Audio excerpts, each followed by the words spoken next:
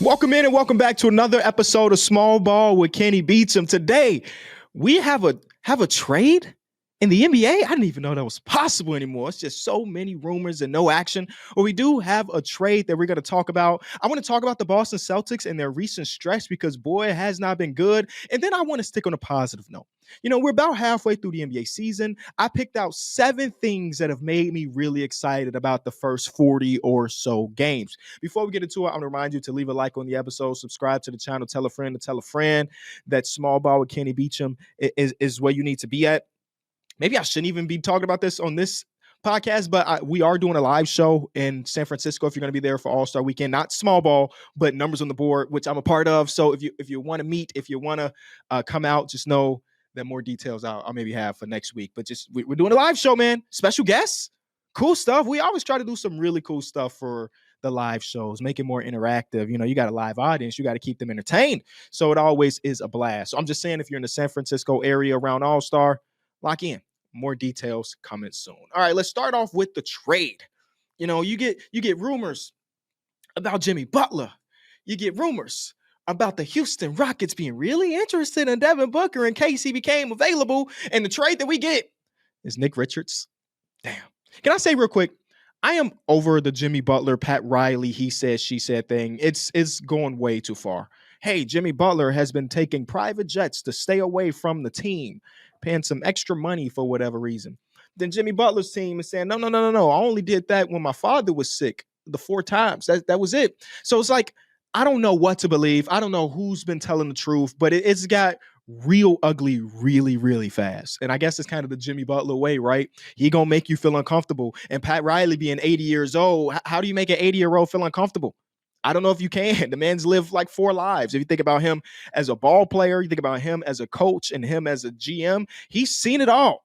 So it's like just 2 stubborn, big-headed people trying to win this battle. And I'm just over it. Hopefully we see a trade because even the idea, and this is not even supposed to be what this is about, I just don't get the idea of Jimmy Butler reporting back to the team. And that's about to happen, right? His suspension is over after tomorrow's game.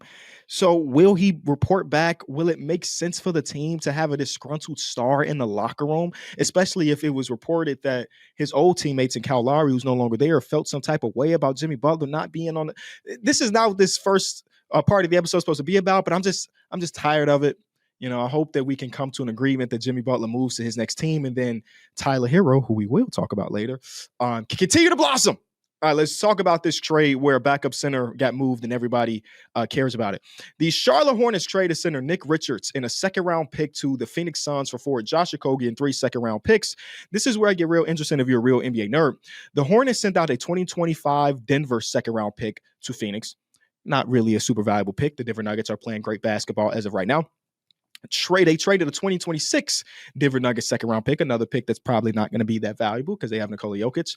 But they do have 2 picks down the line. These 2nd-rounders, a 2031 from Denver. Who knows where Jokic is going to be? I'm assuming he's there. But it's a 2031 from Phoenix. That's the one that's real interesting, y'all, because the Phoenix Suns have now pretty much exhausted all of their draft capital. And we talk about how bad they look right now in 2025. Who knows who's going to be on the team in 2030? So that 2nd-round pick could be the 33rd overall pick in the draft, the 38th overall pick in the draft. So it could get kind of interesting here. But I think we got to talk about it from the Phoenix Suns perspective because I've mentioned maybe an episode or 2 ago how it's a hard watch when they have Devin Booker and Kevin Durant. It doesn't even make sense. These last couple games, I've been watching very, very closely for them because I have to figure out exactly what it was. I talked about how they had the worst center rotation all of basketball. Maybe Nick Richards makes it slightly better. But either way, they played against the Atlanta Hawks today before this trade, and I watched this entire game live, which is rare for me now. I'm really watching basketball the next day. I can't lie. Watch this whole game live, and I'm watching Onyeka Okongwu out hustle everybody. And it's not even just Onyeka Okongwu. It was times where Trae Young went in with the trees and came out with a rebound. Maybe he didn't get credit for the rebound, but came up with a loose ball. And I'm watching this team that just looks defeated. It looks like they just don't have anybody that cares about doing the dirty work stuff, other than like Ryan Dunn, who's coming in as a true rookie It's a lot of responsibility to put on this young fella.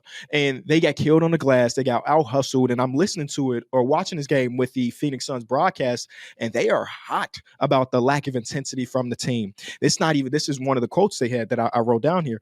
It's not about making or missing shots. It's not going out there and hustling. And that's what it felt like. And that's what they said on the broadcast. So the very next day, they went out and got a center. And I got to give credit where it's due with Nick Richards. He is a really good rebounding center. He is a really good hustle center. But I don't look at Nick Richards coming to this team like, yep, that's the one. They've been looking for this center play. It's not Nurkic, who won't report to the team anymore. It's not Plumlee. It's not Iguodala. It's going to be Nick Richards.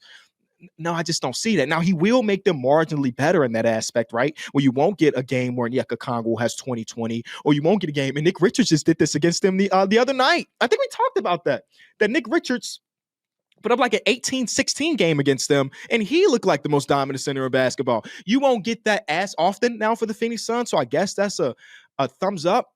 But Nick Richards is one of those players that, like, if you're not watching Charlotte Hornets basketball on a night-to-night basis, you look at him and say, yeah, Nick Richards, pretty good backup. He's great. But now they're going to be looking at him to be a starter.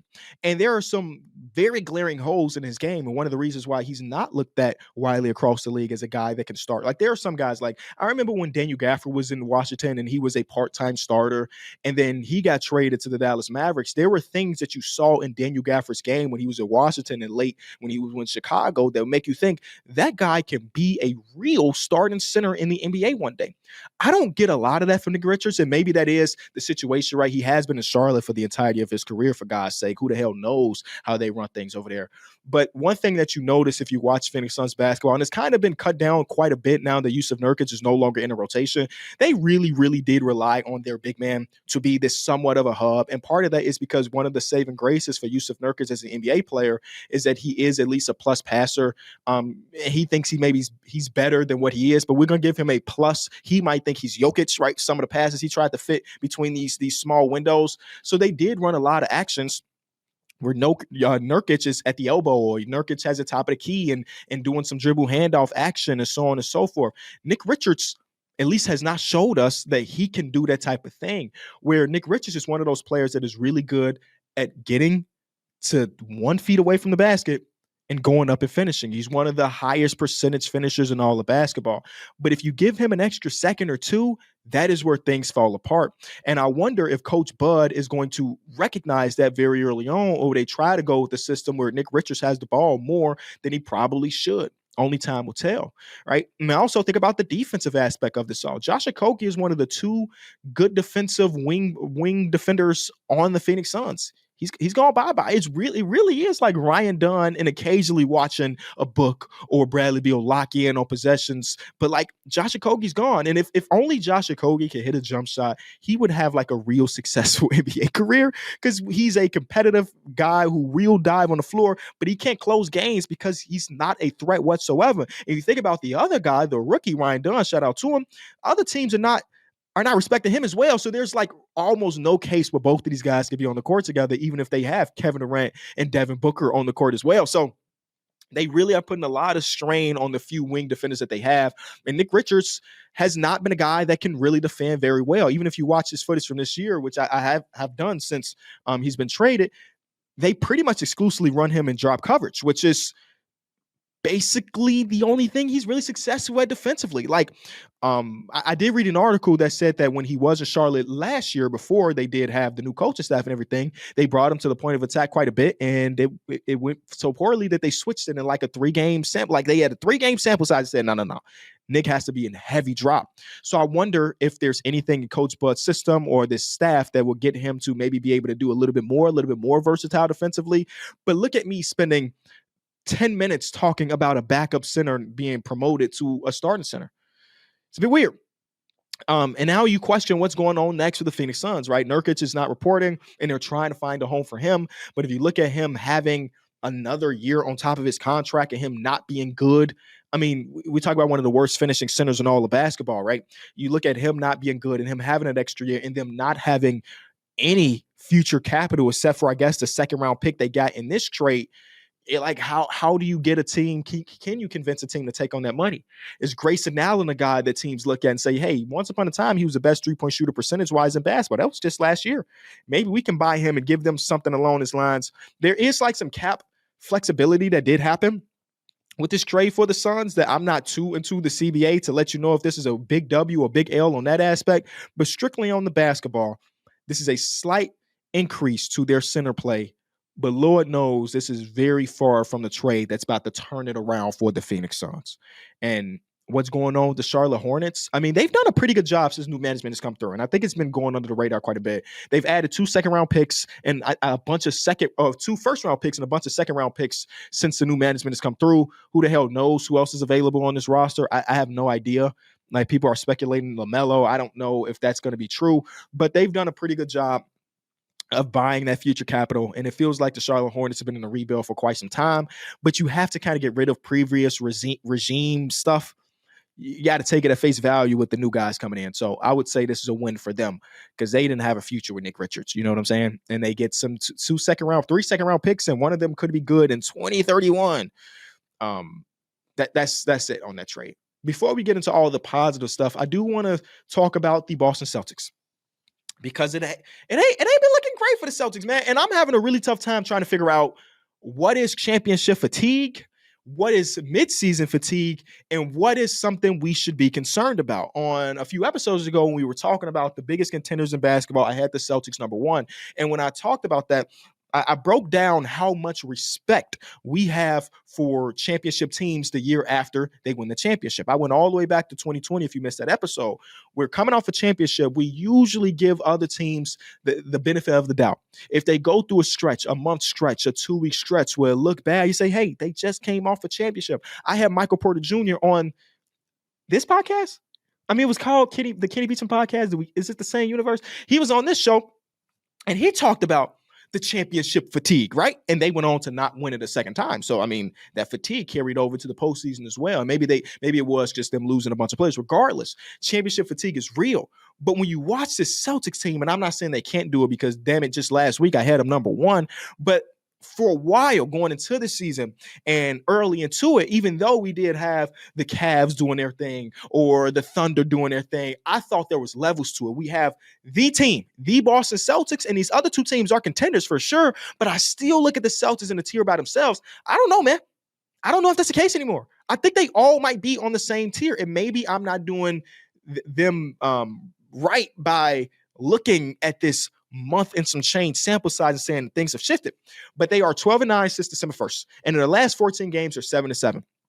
And just the other day when they played against the Toronto Raptors, this is a game that I'll be honest with you, I would normally not watch. But we were doing a live stream, and this is the game that we got assigned to. I'm like, okay, cool. You know, the Raptors just win a game against the Warriors the other night. So maybe they got some stuff going on. Shout out to the Raptors. I've said it once. I'll say it again.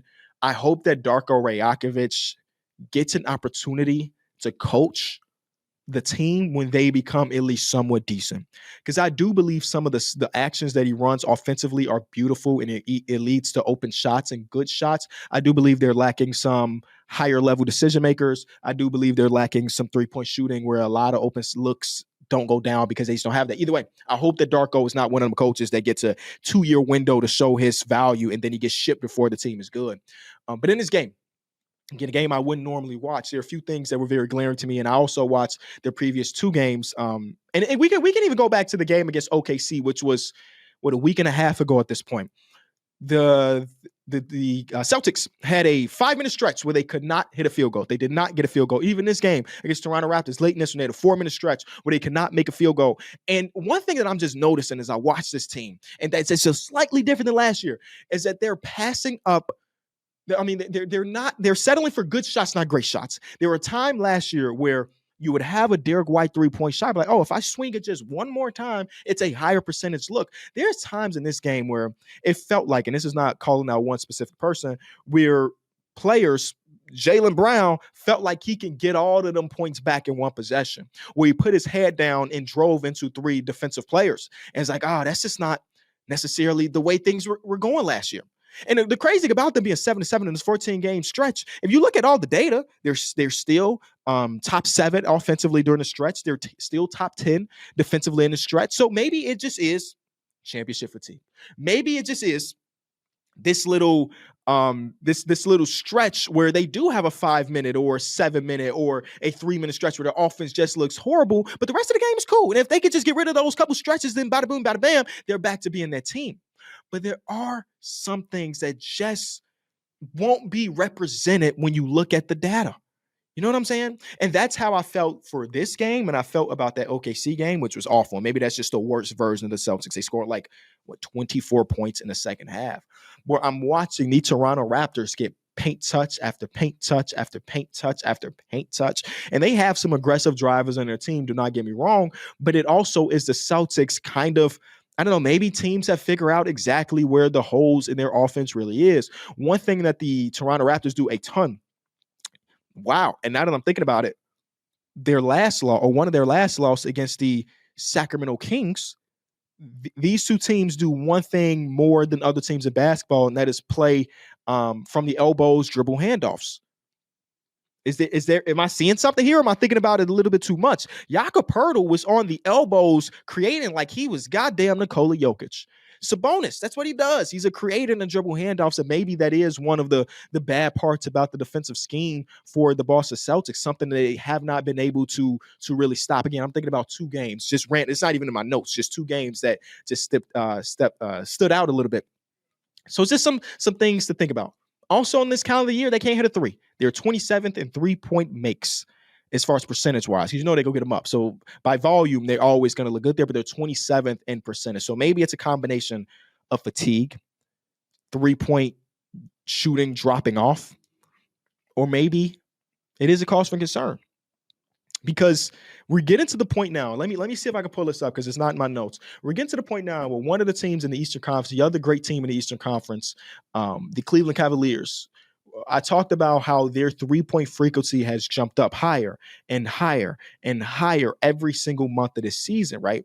We're now getting to the point where maybe the frequency between the Boston Celtics and the Cleveland Cavaliers are pretty close. And the numbers say it's about a 4% difference. There's a difference between first place and 6th place. So it's not completely the same. And I'm thinking about the last month sample size. And I'm thinking about if the Boston Celtics are going to shoot poorly, and I don't expect them to be the 27th ranked 3-point shooting team come playoff time. They have too many great shooters around there. But let's say they do have some 3-point variance, just a little bit in comparison to their last season. They're just more vulnerable. And I'll remind you, last year they took care of business for sure, but the Eastern Conference is just objectively better this time around. So you probably can't afford to have that variance as much. Like as of today, if the season were to end and the play-in stays the same, they got Detroit in the first round. Shout out to Detroit basketball. They've been doing some great stuff. 8-2 in their last 10, winning ball games. Not an easy series, but again, we take the Celtics in that one. In the second round, they would either see the Bucks or the Orlando Magic. And again, I feel comfortable with the Boston Celtics winning against either of those teams, but I do think it's something I would think about more this year than I did last year. Last year, I was saying, hey, it's the Celtics. I don't care how things are looking over out west. I don't care how interesting this 76ers versus Knicks series is. They don't have a chance against the Celtics. And I'm saying nowadays, today in 2025, those same teams or some of those teams out west really do have a real chance. So it's just something to monitor. It's just something to monitor.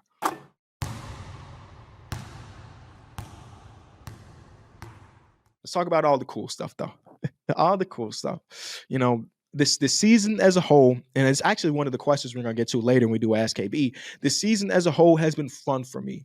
But the way I kind of look at these things is like sometimes there's specific storylines or specific leaps that make me really, really excited.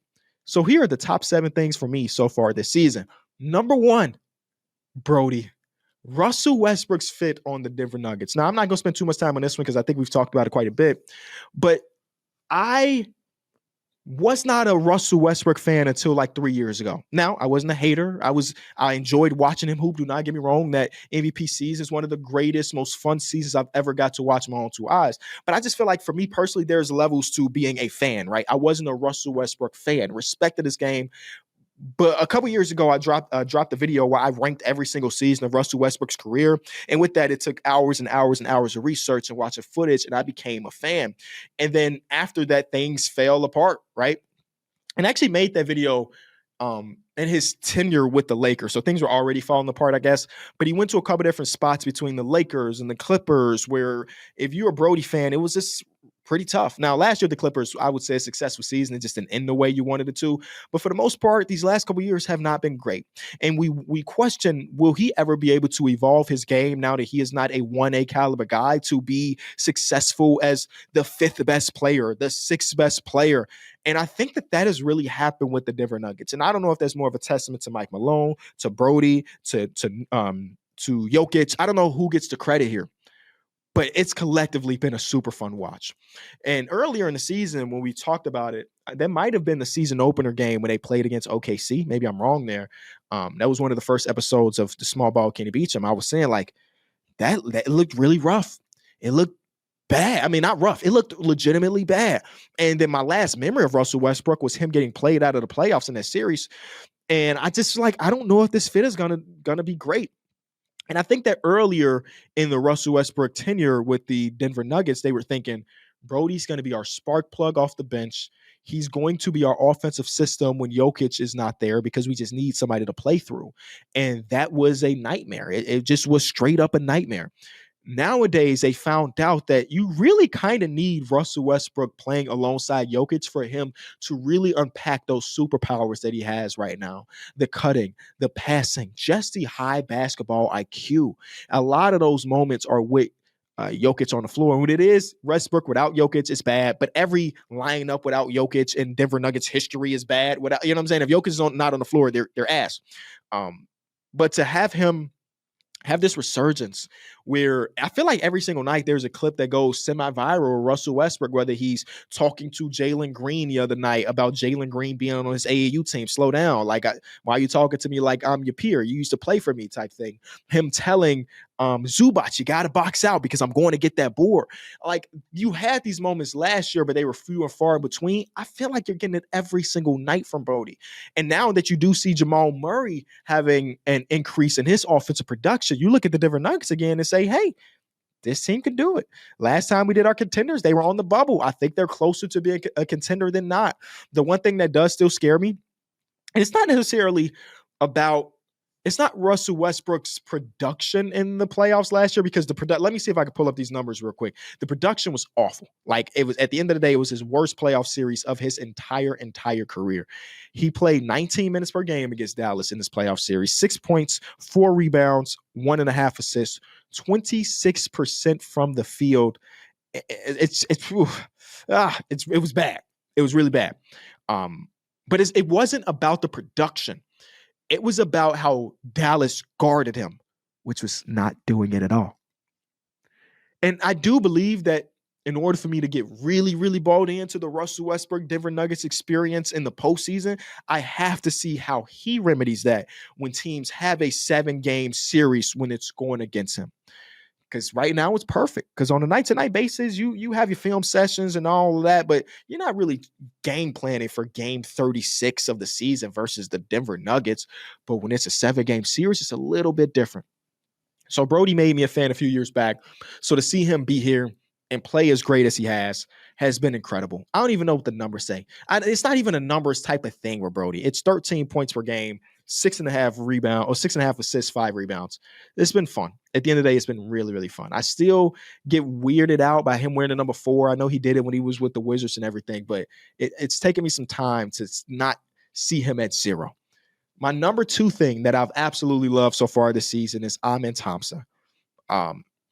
He's this new generation of hooper that I'm going to pat myself on the back just a little bit. The new generation of hooper that grew up watching my content. And before he made it to the league, he was in OTE, and him and his brother followed me on Instagram. I was like, oh, that's interesting. Who are these cats? And then I watched some OTE. I'm like, oh, they cool. They good. I didn't expect them. Again, I don't watch college. I don't watch OTE. I don't watch overseas young basketball. So I didn't know that these dudes were going to make it to the league. You know what I'm saying? There was some cool highlights. The brothers, the twins, doing some cool stuff. I didn't know they was making it to the league. And then we finally met during their pre-draft workout, and we chopped it up, and it was cool. These guys, him and his brother, are NBA nerds. Like, again, if you watch my content, you know we do trivia, we do quizzes, what college he went to, all of this stuff. Amen Thompson and Asar Thompson fit into this so perfectly. So it's easy to root for these dudes because they were part of the community.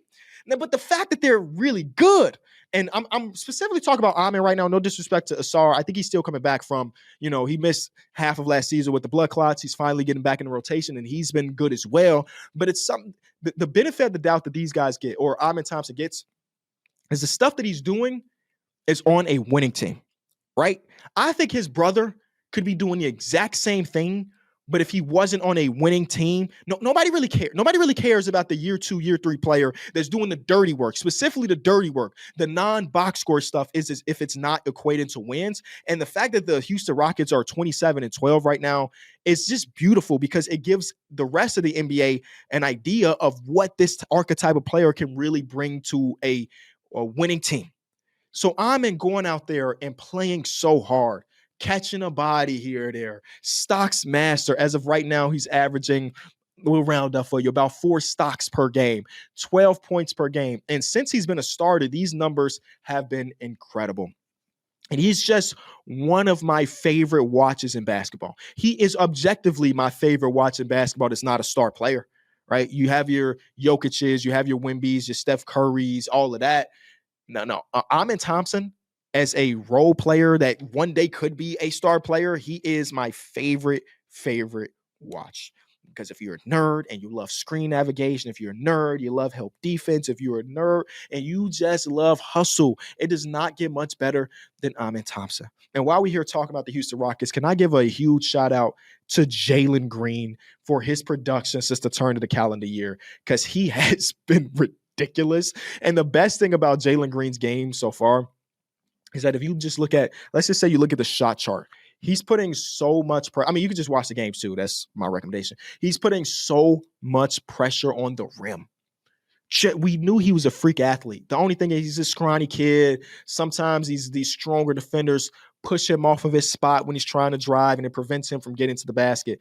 He's still super scrawny, don't get me wrong, but he has found a way to be electric and get to the basket. The in-between game is not really there, but I'm okay. I'm okay with that. If it's threes and dunks and threes and layups, it's drawing fouls. I mean, here are the stats since the turn of the calendar year. He's 30.6 points per game, 4 rebounds, 2.5 assists. I don't care about the assist number because he's there to get buckets.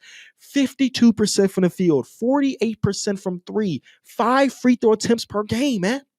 And he did something similar in March and April of last year. So who knows if this will carry over to the rest of the season.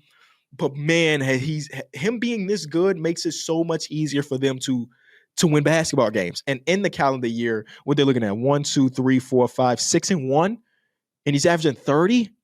It's great. That's all I'm saying. It's great. Will it carry on? I don't know. I'm just appreciating it for what it is. So story number 2 that I love is Amen Thompson and Asar Thompson in Detroit. I'll quickly talk about Detroit. They're not on my 7 list, but I'll talk about them really quickly, even though we got to it a little bit last episode. For them to have Asar Thompson and then Ron Holland, when they're both healthy, come off that bench and be able to add that much energy, that much defensive chaos is just a beautiful thing. It's not on the same level as Amen and Tari Eason in Houston, but it is pretty cool. I'll just say that. Shout out to Detroit basketball. Story number 3 that I've loved, and I've seen conflicted things about it, but damn it, I love that Anthony Edwards is the highest volume 3-point shooter in basketball. I love that the man has attempted 10 3-pointers per game and shooting 43%. Last year, he was a good 3-point shooter, about league average, and percentage-wise, got about 7 up. The year before that, same thing. So for him to jump up 3 extra threes per game and for his percentage to jump up 7% is absolutely incredible. And the reason why I don't trip about it too much, the same way some people might do it on the internet or on TV, is we know his burst and an explosiveness is still there. It's not like it has to be one or the other. It's not like that is something about his, now that he shoots 3-pointers more, he forgot how to dunk. He forgot how to get to the basket. Now, I do believe that team construction has prevented him from getting to the basket as much as he did last year. Now, that's a fair criticism, but you know it's still there. You know he can still put his hand down, right? You know it's in between game, ain't going nowhere. He's just opted to change some of those long 2s into 3s. And his pull-up jump shooting is the best in basketball from 3-point range. So why do we have a problem with it? I don't understand it. The team made a decision. And I hate the decision. But Anthony Edwards adapting his game to fit the new offense or the new team better is a more of an indication of him being a phenomenal basketball player. Because guess what? If Julius Randle's on the team next year and they got another guy that can shoot the ball, not the same level as Karl Anthony Towns, guess what Anthony Edwards is going to do? He's going to catch more bodies. He's going to get to the basket more. He's just taking what other teams have given him, and he's been excelling at that. Some of his late game performances ain't been great this season, but we don't care about that. We're talking about 3-point volume and 3-point effectiveness. He's been the guy, number one in the entire league. So it has been fun, really fun. Same points per game per season, same shot attempts. The only thing that has shifted is some of those long twos are now 3-pointers. Simply put. Before we get into my next one, I want to tell you that we've got another 50% same game parlay boost with FanDuel. This little token, right? You look at a game from the Friday night slate and you get a 50% profit boost. Let me tell you what I'm looking at for this one specifically. We got a rematch of the Memphis Grizzlies and the San Antonio Spurs. They just played each other the other night, and Wemby was great defensively. He had 8 blocks and 2 steals in the first half. Beautiful, beautiful game from Wemby. Offensively, it wasn't really that crazy of a night for him. He seems like the type that will look at that from 2 days ago and say, bet, I'm going to give y'all my all offensively. So I'm looking at Wemby's his offensive numbers and saying like, hey, that will be something I'm interested in for my same game parlay. I also think about Ja Morant. Ja Morant's assists, his passing ability against this youngish Spurs team, it's been pretty good. Last game, it was 12 assists. Man, it could have been more, but he was kind of chilling. You know what I'm saying? So I'm looking at Wemby's points. Look at his stocks too. He found a way to get every steal and block in the history of basketball. And I'm looking at Ja Morant. Again, that's with FanDuel, 50% profit boost token for Friday night's games. Make your first NBA bet a swish with FanDuel, America's #1 sportsbook. FanDuel has all your favorite bets, from who will win the game to how many points a player will score. Plus, check out the newer bets like number of dunks, assists, or 3-pointers in the next 3 minutes. It doesn't matter if you tap into FanDuel before the game starts or after it is already tipped off. You can get a chance to pick up a W whenever. And now is the perfect time to get into the action, because right now new customers can bet $5 to get $300 in bonus bets if your first bet wins. Just visit FanDuel.com/Kenny for a chance to win $300 in bonus bets. Have a ball betting ball with FanDuel, official sportsbook partner of the NBA. And while we're here talking about Wemby, that is my next thing. Wembanyama being really generational. It's great. Now, again, we knew it last year, right? He came into the scene. He had a couple somewhat not so great games, and after that, it was over with. Same thing happened this year, where there's an anonymous scout that's saying that he doesn't impact the game offensively whatsoever. Since that report came out, he's been ridiculous. His points per game is 25 points per game, 11 rebounds per, 4 blocks and a steal. 4 blocks. And I think about that last night game or the other night game against the Memphis Grizzlies, and they just kept testing them. I can't believe how many people still test him. Like, sometimes I'm just like, okay, weak side block. Wembanyama's going to be able to do that. The amount of times Jaren just looked at Wemby in his face and said, I'm going to get me a bucket on you, is crazy. Now, we did get the Zach Edey posters. That was cool. But then later in the game, Zach Edey tried to do the same thing, and he got stuffed. So it's like, I know you're not supposed to be afraid of any individual NBA player, but damn, that's a guy that I ain't trying to test. Ja Morant went him a few different times, even caught the body that didn't count, so shout out to them. I think it might be the Memphis Grizzlies might be one of those teams that would look at it in their warm-ups or look at the bulletin board and say, we want to highlight on Wemby. It seemed like everybody was going for it. They won the game, so I guess it don't matter. But Wembanyama living up to generational is pretty cool, because it's really been what he is. And, you know, they talk about the game plan for him growing as a player, how right now they're trying to focus on him becoming a better 3-point shooter. He's shooting 35% on 9 attempts. And I understand it, because if he becomes a real knockdown shooter, how do you guard a man that's 7'4" and can dunk from the free throw line and can also shoot from 33 feet out? I don't understand it. I don't know. But him being in the defensive system by himself at 21 years old, the heavy favorite to win DPOY at 21 years old, a newly turned 21 years old, is incredible stuff. The word generational gets thrown out so very often. This is one of them times that it makes sense, and Wembanyama has lived up to that 100%. My next one, we only got a few more. My next thing that I absolutely love is Evan Mobley's offensive jump. Evan Mobley has been one of my favorite players since I first met him. And he's living up to all the hype. He's at 19 points per game, 9 rebounds, 3 assists. He's shooting 43% from 3 on 3 attempts, man. Listen, every single year of his career so far, and we're talking about he's in year 4 right now. It's not like he's a year 8 veteran. The question has been his 3-point shooting. The question was, will he be able to, or will he be willing to stretch the floor when necessary? So for him to have these games, or some of these games, he's knocking down 4. Some of these games, he's knocked down 5. For him to be able to do that after last season, attempting 1 per game, for him to get that up to 3 and shoot 43% from 3 right now, opens up the game so much more for everybody. I don't think it's any coincidence that so many people are having like career type of years over there because the floor is open up. You know how hard it is to run 2 7-footers, but how much more easy it is now that Evan Mobley can stretch the floor. And that's not, I like that it ain't the only part of his game, right? He's giving you 13 shot attempts, only 3 of them are 3-pointers. So he's still hitting the paint. He is still pulling up for mid-ranges occasionally. The defense is maybe the second in basketball outside of Victor Wembanyama. So it's just been so fun to watch where, unfortunately for him, he might be just in the Wembanyama DPOY era, so we don't know if he'll ever get one. I mean, he almost got one a few years back in 2023, but he's just been incredible.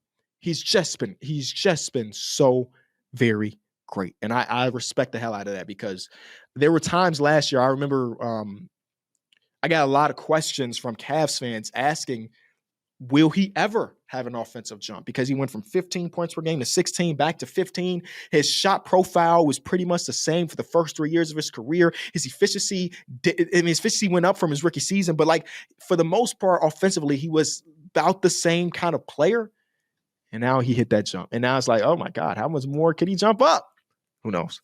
All right, just 2 more, and they're smaller ones. I mentioned at the top of the show, Tyler Herro. I've been critical of Tyler Herro. I've also defended Tyler Herro quite a bit. I remember when he got that big ass contract, there was like so many people like, this is bad for the league. And it's at $29 million a year this year, $31 million next year, $33 million the year after that. That's not a bad contract whatsoever. And what I said when he got that was, I do believe that contract will age pretty damn good. And right now he's 24 points per game, 5 assists, 6 rebounds, 47% from the field, 41% from 3 on 10 attempts. My criticism for Tyler Herro was how many long twos he was taking. Just, can you get your feet behind the line, brother? And it feels like, I mean, he even said it in a recent interview that he took Pat Riley's criticism and got in the gym to get better, because Tyler Herro has not really been able to play in many playoff series outside of last year, right? Where the 2 championship runs, if I'm not mistaken, when they got to the finals, Tyler Herro wasn't a part of either of those 2. So he took it a way to get into the gym and maybe care for his body a little bit more. And so far, he's been phenomenal. You want to know how crazy it is? These are Tyler Herro's long 2 percentages, the frequency in which he took long 2-pointers, okay? His rookie season, 22% of his shots were long 2-pointers. Year after that, 19%, 16%, 12%, 15%. This year, in 40 games, which is basically the same amount of games he played all of last year, his long mid-range, long 2-pointer percent frequency is 6%. 6%. He dropped almost a full 10% below last season. And I am just a firm believer that with him being as good of a shooter as he is, right? Because he's historically just been a great 3-point shooter. He just opted to not do it. So with him being one of the better shooters in basketball, I just wanted him to take more threes. I mean, he's at 39%, 37%, 40, 48, 41. That's where he was his entire career from 3. It's like, man, if you just get that frequency up, he's attempted more threes this season than he did last year. Again, about the same sample size, but it's like 60 more. 60 in the same amount of games? Insane stuff from Tyler Herro. And the fact that the shot is falling and he's finishing at the rim at a near a career height. Just love his game so far. And I find it hard to not have him as an all-star this season. My very, very last thing, and this is more new, so that's why it's last, and then we're going to get to 5-hour producer Greg. It feels like as of recently, we're seeing the smaller markets go crazy, man. You know what I'm saying? I just love when the NBA has good small market teams. And as of right now, the Cavs are the number one team in the Eastern Conference.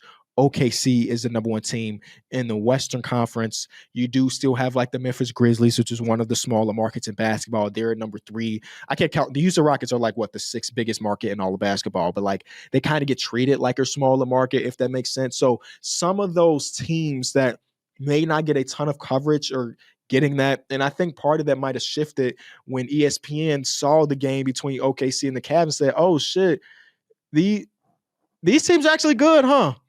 Maybe we should try to push these younger teams, these smaller market teams." And while we hear, oh my God, NBC dropped a commercial. All I want to say is I cannot wait for more people to have NBA rights next season, bro. I don't know what the coverage is going to look like. I think my boy Jamal Crawford just signed over there. Shout out to one of my real life, one of my GOATs. I'm just so excited. So the smaller markets having this increase in success and this increase in coverage, I think at the end of the day, it's just going to be super, super beneficial to the league at whole. Let me know in the comment section. Hit me up on Twitter. I think you can comment on Spotify as well. What has been your favorite story or favorite things about this season? And now let me bring in producer Greg for 5 Out.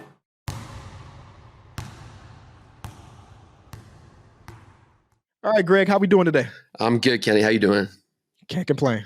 All right, so there are some teams in the league that are a bit older, have some Hall of Famers.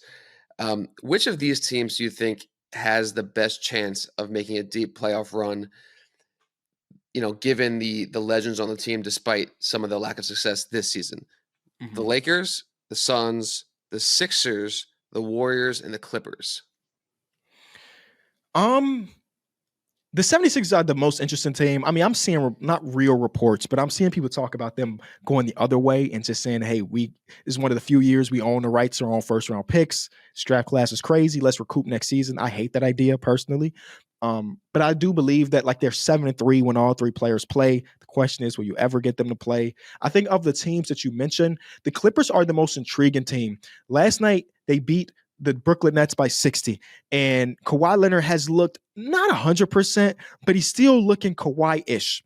And if you can get 65 to 70% of what Kawhi Leonard was just like 2 years ago, even last regular season, that is a scary team to see in the postseason. Now, I probably have taken a lot of teams over them, but I'm just more intrigued by them with their defensive system, them having James, and them having a go-to 1A type of player. Like that is a recipe for a deep playoff run. And I do believe they could be a sleeping, untalked about giant at the end of it all. So I'll pick Clippers. Yeah, out of those teams, and maybe the Sixers, but it feels like the Clippers, their upside is the least known, which makes them the scariest, 100%.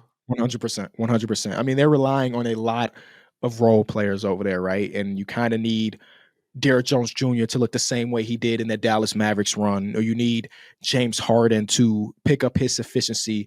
But because we only seen 4 to 5 games of them complete, if you want to call it that, they definitely are the mystery team with the most amount of upside as of right now.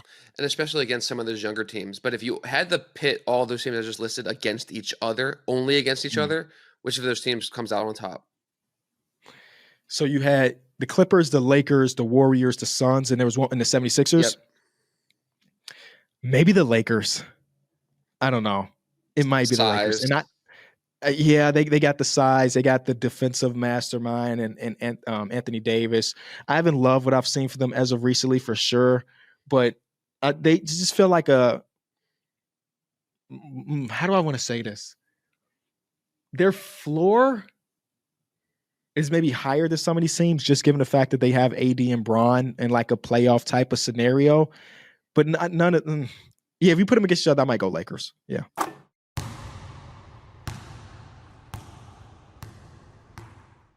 Now it's time for AskKB. The first one comes from Ethan. Hi, Kenny. What is your overall thoughts on the season so far? If you had to rank it 1 through 10, where would it be?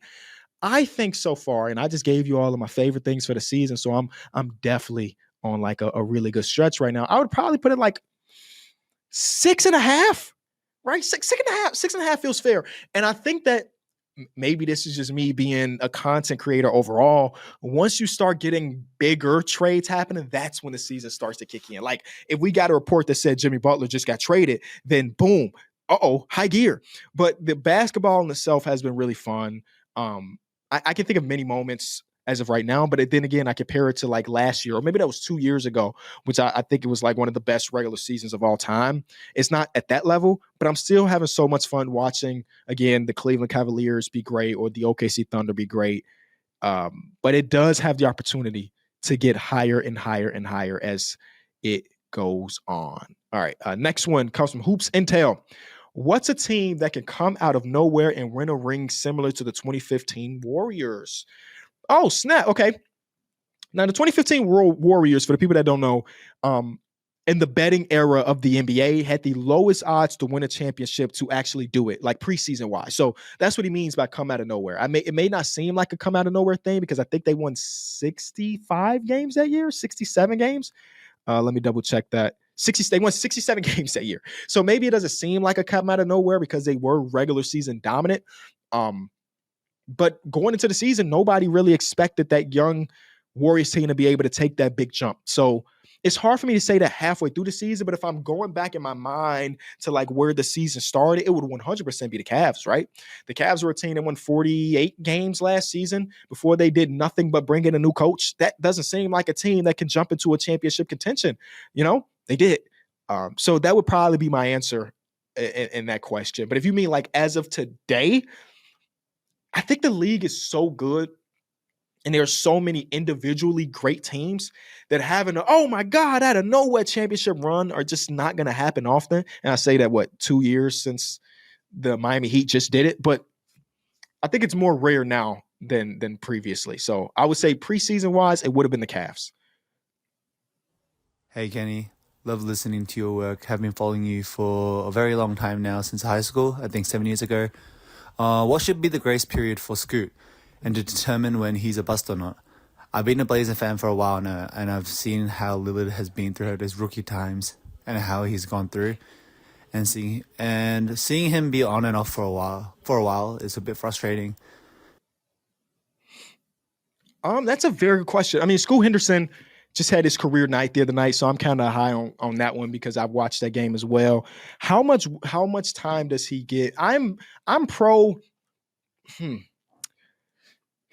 When you have a team like the Trailblazers, who again are fighting for lottery odds, you of course you want to see your former number 3 overall pick, the successor, if that's the right word, to Damian Lillard, Mr. Sterling Henderson, be great.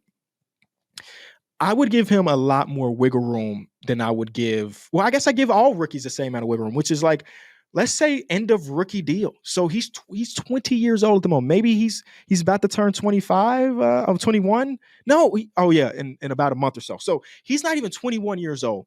And there are two positions in basketball that I always say are the hardest to adjust from college or from whatever. I mean, damn it, he didn't even go to college. He played I'm going to say a lesser competition.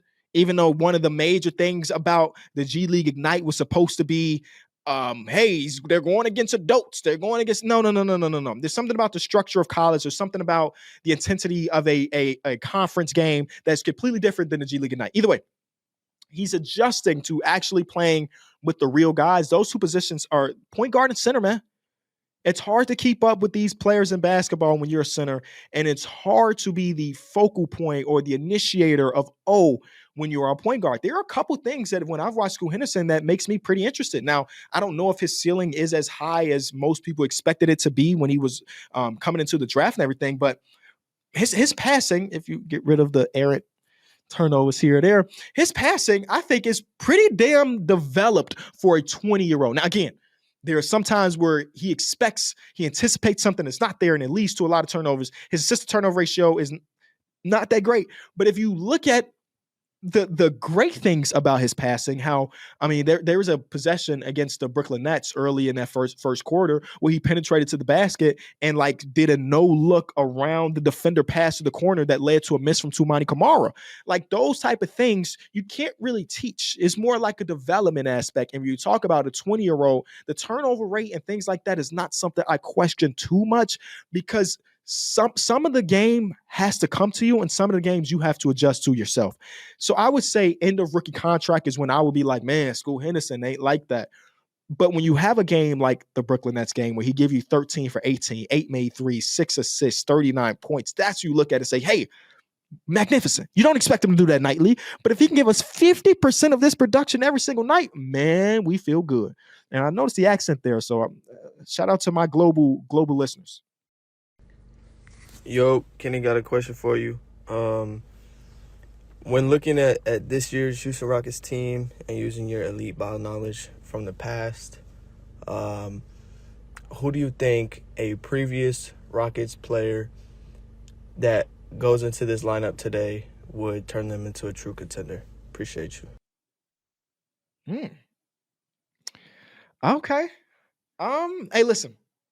We just gave a lot of love to Jalen Green. But if we could say we could get rid of Jalen Green and go get, I don't want to put James on the team because I feel like the fluidity of the old just shifts when it's James. I mean, if you want the real obvious, like James Harden is one of the best shooting guards of all time. You put him on this team as a contender. But like even when T-Mac was there, just to have that offensive punch, a guy that can close out a game for you and you feel good about him doing it on a nightly basis, that's the type of guy I'm thinking about. But I think those are obvious, right? You think about that. I'm trying to go deep into the archives a little bit that maybe a lesser known player or not a superstar. Like you can go add any superstar from NBA history and say, hey, you're now on a current day basketball team and now they're a contender. So who could it be? Who could it be? Maybe I'm in a minority here. I wasn't a huge fan of Stevie Franchise's game growing up. Maybe if I look back on it now, it would be better. But when I was a kid, I didn't really love Stevie Franchise's game. Maybe it is that season and a half of Ron Artest. You know, you already got a bunch of players that are hard-nosed defenders, get you in some trouble. No, because some bad stuff happened when he played against the Houston Rockets a few years back. I'm gonna stick to it. I'm gonna say if you want a superstar, you gotta go Harden. You gotta go T-Mac. Producer Greg in the chat says Hakeem. I mean, yes, but like Şengün, man. I'm not obviously. Listen, there's levels to this. Let me clarify before I get clipped out of context. There's levels to this. Hakeem was one of my 4 favorite centers of all time. But like, I'm just thinking about what the roster construction is already at. You add Kareem to any team, you're like, yes, that's the one. But I'm thinking about Alperen Şengün technically being their best player, and I just don't want to shift him to a bench role, you know. And though Jalen Green has been phenomenal, I feel more comfortable replacing him with an offensive juggernaut guard versus replacing Şengün with a top 3 center in history. Is that stupid? Yeah, it's stupid. Either way, thank you for the question. I think that's where we wrap today, man. If you enjoyed today's episode, be sure to leave it a like. One thing that's in my notes that I forgot to bring up, the Celtics have lost more home games this season already than they did all last year. Do with that information as you want. I love y'all. I'll see y'all next week.